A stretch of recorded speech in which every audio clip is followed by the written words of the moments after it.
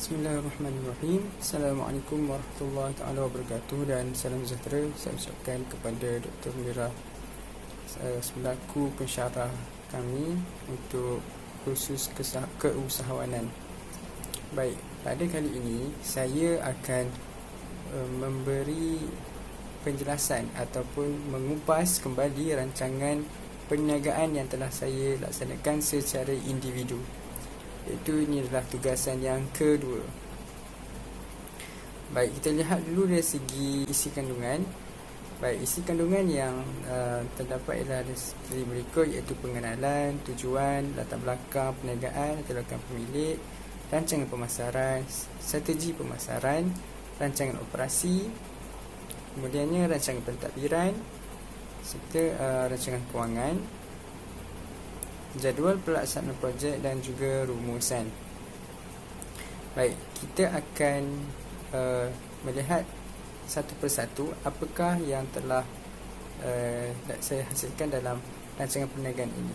Baik, sebagai pengenalan, perniagaan yang telah dijalankan adalah jenis perniagaan tunggal yang beroperasi sepenuhnya di kedai maya, iaitu di platform Instagram.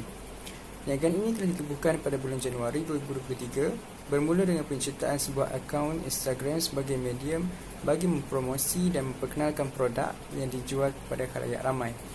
Krub Krab Ketagih. Okey, dia adalah merupakan perniagaan yang dijalankan berasaskan produk makanan, iaitu keripik ubi kayu yang hadir dengan pelbagai perisa unik dan semestinya enak untuk dimakan. Okey, apakah tujuan Krub Krab Ketagih ni? Okey, kita lihat secara ringkas. Krub Krab Ketagih ini dihasilkan adalah untuk bertujuan memberi kepuasan kepada pelanggan yang membeli produk ini. Visi Krub Krab Ketagih adalah untuk menghargai sumber alam yang semakin tidak digemari oleh golongan masyarakat terkini dengan melakukan pembaharuan dari segi penyediaannya. Maksudnya dari segi di sini sumber alam yang dimasukkan adalah ubi kayu. Jadi ubi kayu tersebut akan digunakan diubah suai melalui zaman yang telah moden ini. Kita ubah suai dari segi cara penyediaan untuk dimakan kepada snack yang mana ramai orang akan lebih tertarik untuk makan. Okey, jadi misi pula ialah menyediakan produk makanan yang kering, yang berkualiti dan mempunyai zat makanan yang baik untuk tubuh badan. Dari segi objektif masa panjang, Krub Krab Ketagih menyasarkan untuk menjadi syarikat terkemuka dan mampu untuk mempromosikan produk ke pasaran global sekaligus memberi pendedahan tentang kebaikan makanan berasaskan bahan yang berkhasiat. Okey, ini adalah kita pergi kepada latar belakang perniagaan. Baik, nama perniagaan adalah seperti berikut, Krub Krab Ketagih. Ini adalah alamat perniagaan, iaitu alamat Instagram dari platform secara maya. Nombor telefon adalah seperti yang berikut dan bentuk perniagaan adalah milikan tunggal. Kegiatan utama perniagaan adalah menjual produk makanan dan lokasi perniagaan adalah di kedai maya, iaitu Instagram. Okey, tarikh memulakan perniagaan seperti yang diberitahu Januari 2023 dan modal permulaan adalah RM1000. Baik, latar belakang pemilik pula, nama yang diberi ialah nama Ni Ahmad Husaini bin Zulkifli dan alamat ialah Institut Pendidikan Guru Kampus Ipoh, Hulu Kinta, Ipoh, Perak. Okey, nombor telefon seperti yang tertera dan kemahiran yang dimiliki ialah mahir dalam penyediaan makanan ringan, snack dan juga kudapan. Dan dari segi pengalaman pula, saya telah memiliki pengalaman bekerja di syarikat fast food melebihi 5 tahun, di mana saya telah tahu cara bagaimana mereka beroperasi, bagaimana cara mereka membungkus makanan, bagaimana cara untuk mereka memastikan makanan tersebut dapat sampai kepada pelanggan dengan cara yang lebih baik dan dapat sampai dan dinikmati dengan lebih efisien ataupun dengan secara memuaskan. Baik, rancangan pemasaran. Golongan sasaran adalah siswa-siswi Institut IPG Kampus Ipoh, kerana kebanyakan mereka ini adalah sangat sibuk dengan pelbagai tugasan kerja kursus sehingga tidak sempat mengisi perut. Dan pada itu, apabila kerja kursus yang perlu dihabiskan terlalu banyak, seperti yang kita tahu, zaman seperti yang kita semua lalui, semestinya pelajar IPG kampus sipil ini dibebani dengan pelbagai kerja kursus yang banyak. Jadi dalam mereka untuk menyiapkan kerja tersebut, kemungkinan mereka ini tidak mempunyai masa untuk makan makanan yang berat. Jadi mereka perlu makanan yang ringan tetapi berkhasiat. Dengan itu, produk ini akan memudahkan mereka untuk menikmati snack secara sihat sambil menyiapkan tugasan mereka. Dan mereka juga akan meningkatkan tenaga mereka untuk kekal aktif sepanjang hari. Bukan sahaja itu, saiz pasaran produk ini juga tertumpu di seluruh Ipoh. Justru orang ramai yang berada di sekitar Ipoh juga dapat menikmati produk ini. Dan dari segi persaingan, terdapat peniaga-peniaga lain yang turut menjual produk snack dan kudapan di sekitar Ipoh. Dan oleh itu, strategi pemasaran perlulah dimantapkan supaya dapat menarik minat masyarakat.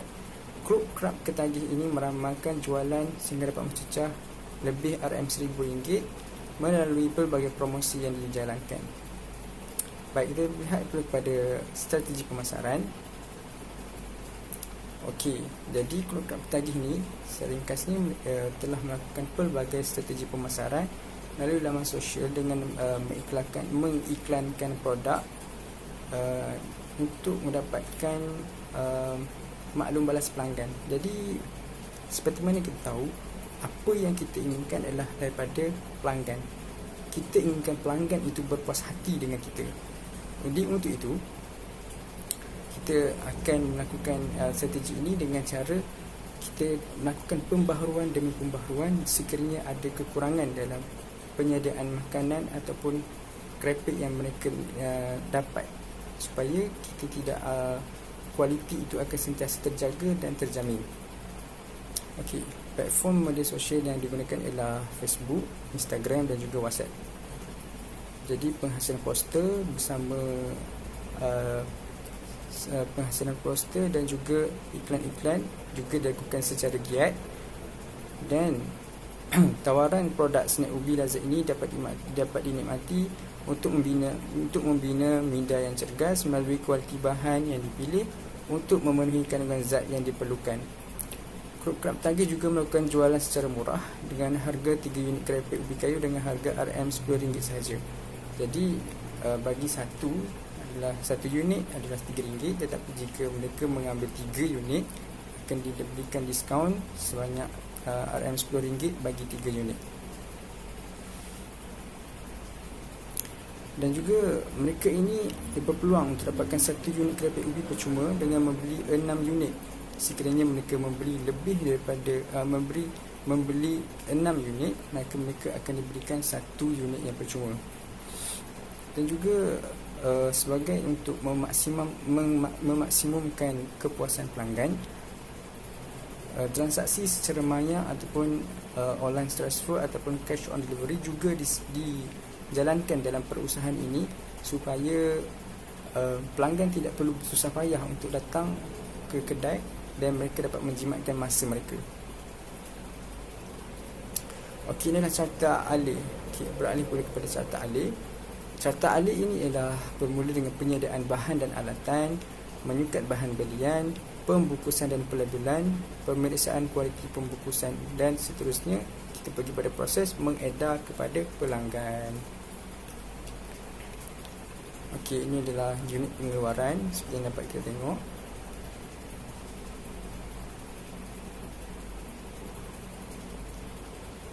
Okey, seterusnya ialah senarai jawatan dan tenaga kerja. Okey, kita dapat lihat pekerja pembukusan dan juga pekerja promosi. Seterusnya senarai mesin dan peralatan. HP ataupun nama penuhnya Hewlett Packard Company. Ini adalah mesin yang digunakan untuk mencetak label ataupun logo bagi setiap unit produk inilah. Okey, kemudiannya lakaran, kemudian pelan lokasi kedai, overhead operasi, Kemudiannya, senarai semua butir pembelajaran operasi. Okey, dapat dilihat seperti yang tertera dalam jadual tersebut. Kemudian rancangan pentadbiran. Sebagai pengurusnya adalah saya sendiri, iaitu Ni Ahmad Hussein bin Zulkifli. Kemudian pembantu saya dibantu dengan 2 orang pembantu, iaitu pekerja pembungkusan dan pelabelan, iaitu Muhammad Zaim bin Zulfaqar. Dan kemudian pekerja promosi, iaitu Muhammad Hanan Rakin bin Muhammad Hamdan. Okey, dari segi tugas yang perlu dipikul oleh jabatan kuasa atau dalam carta organisasi ini, baik, pengurus adalah bertanggungjawab untuk merancang dan mengenal pasti dasar-dasar syarikat, misi dan juga cara untuk membentuk peraturan dan prosedur syarikat. Dan pengurus ini juga akan memberi arahan kepada kaki tangan bawahan. Seterusnya ialah pekerja pembungkusan dan pelabelan. Beliau haruslah menyediakan sukatan snack yang betul dan stok bekas dan memastikan pembungkusan keripik ubi kentang atau snack tersebut dalam keadaan yang baik.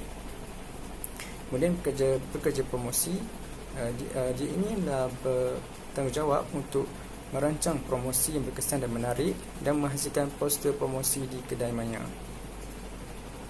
Kini adalah jadual imbuhan balas jasa pekerja. Kemudiannya senarai perabot. Kemudian senarai perbelanjaan pentadbiran. Okey, di sini rancangan kewangan, kos pelaksanaan projek. Okey, kita akan lihat penyata aliran tunai ataupun cash flow. Okey, di sini dapat dilihat bahawa baki akhir setelah perusahaan ini dijalankan tidaklah begitu banyak, iaitu hanyalah mendapat 1482, dan jumlah jualan bagi 6 bulan ialah 3560. Jadi di sini dapat dilihat bahawa perusahaan ini saya tidaklah mendapat keuntungan besar, tetapi saya masih lagi mendapat pulangan yang cukup memuaskanlah bagi saya. Kemudian penyata untung atau rugi bagi 6 bulan berakhir Jun 2003. Untung bersih yang terdapat ialah RM602. Ianya penyata kedudukan kewangan, iaitu penyata kira-kira. Modal akhir yang saya dapat ialah RM682.